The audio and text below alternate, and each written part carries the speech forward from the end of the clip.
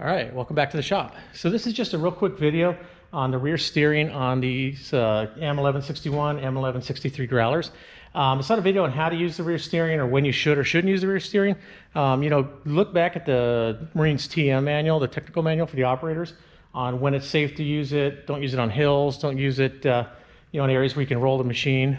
They're limited to 5 miles per hour.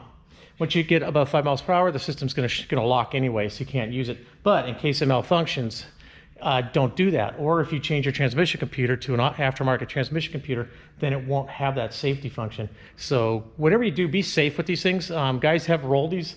Marines have rolled them, and that is why I will show you one safety feature they added to the rear after a Marine rolled it. And from what I read, he lost his leg, I think is what happened. He was on a hill and he was using the rear steering and he flipped it over. So anyways, be careful with the rear steering. I'm not endorsing using the rear steering, just follow the TM. I just want to show you how the locks work and how to deactivate the locks and how to use the safety locks. Okay, so first off, let's go in the back here. All right, so I've opened up this bottom hatch. This is right here behind the batteries in the back. And this ram right here is activated by air. And that is what's used to release the locks for the rear steering. So when you have the vehicle, all the parameters set for rear steering, it'll charge air to that and that'll release the locks. I'll show you the other side of the locks in a minute.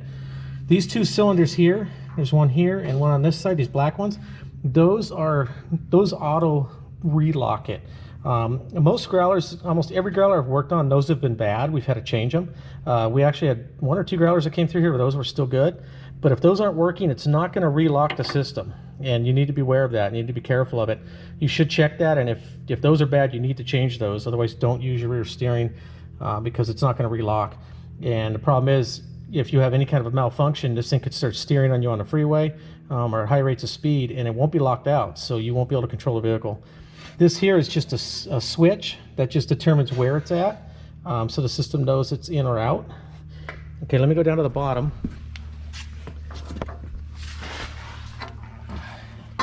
This right here is the lock, this part here. So when you go to unlock it, this opens up, and then when it goes to relock, this closes back down.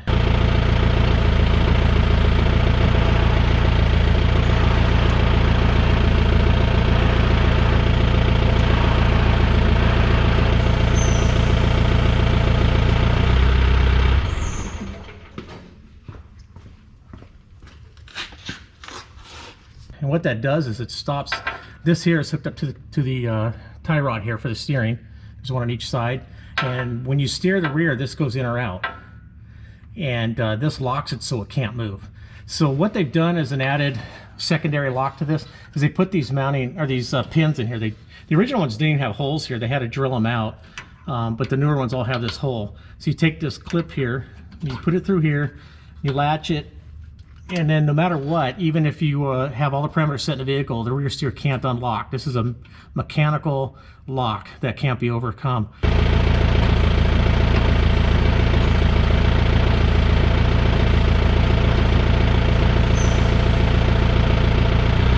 So if you're driving this thing on the freeway, or if you're just not using the rear steering, keep these pins in here. One goes in each side. I'm just showing one for right now. There's no sense in me showing you both.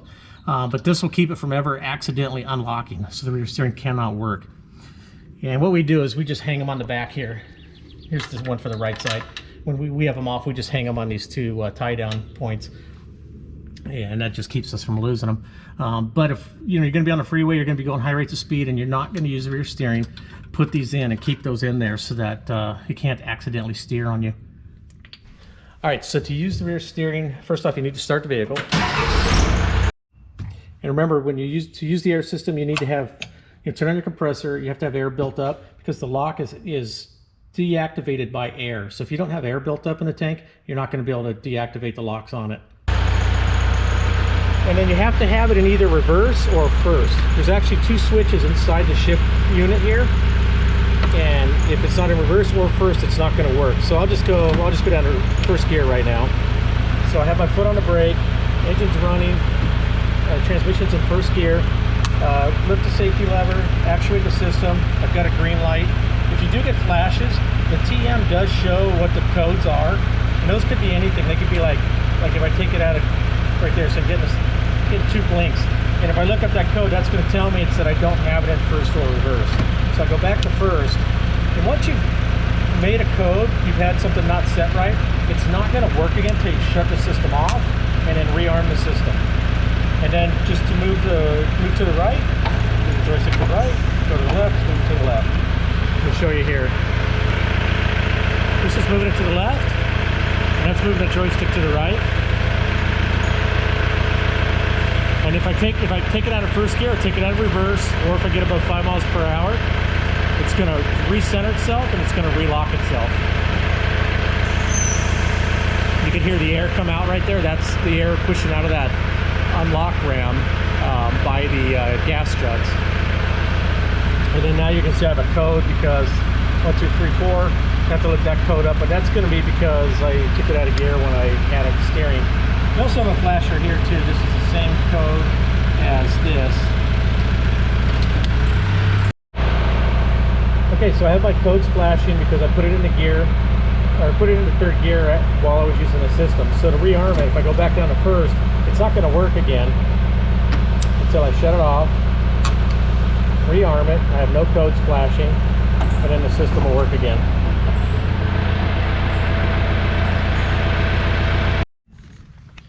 So one more issue that you might find with the rear steering, sometimes I'll use it, I won't be planning on using it, but I'll decide that I need to use it because I'm either backing up to a trailer or I'm backing up along the fence or something like that. So I'll pull down to first gear, or I'm already in reverse. I'll energize the system, I'll go to use it, and it's working real slow. And sometimes it won't even work because I'm, at the same time, I'm steering with the steering wheel and maybe I have my foot on the brakes. So the same pump supplies the front steering, supplies the rear steering, and it supplies the boost for the brakes.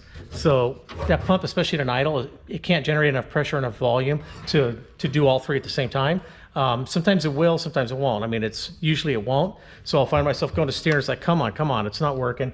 And so, but if I let go of the steering wheel, recenter the front steering wheel, and then I can steer the rear. So then I'll steer the rear, and then I'll get back on the front steering wheel and be able to maneuver the truck how I want. So that's something else to look at as well. It's not a fault, it's not a problem. Well, it's kind of a problem, but it's just what it is. It's just the pump can only handle so much.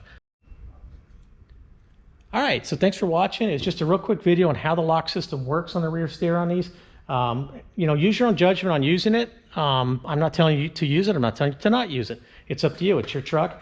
Just look in the operator TM that they made for this. It'll tell you when you shouldn't use it. Also use your own best judgment. Don't get hurt with it. It's really just for moving the vehicle at low speeds, parking it, maybe backing up to a trailer or something like that. It's the only time you should really be using it. So be safe with it, please. And anyways, thanks for watching. If the videos help, please hit the like button. If you haven't subscribed already, please do. And thank you for watching. Have a good day.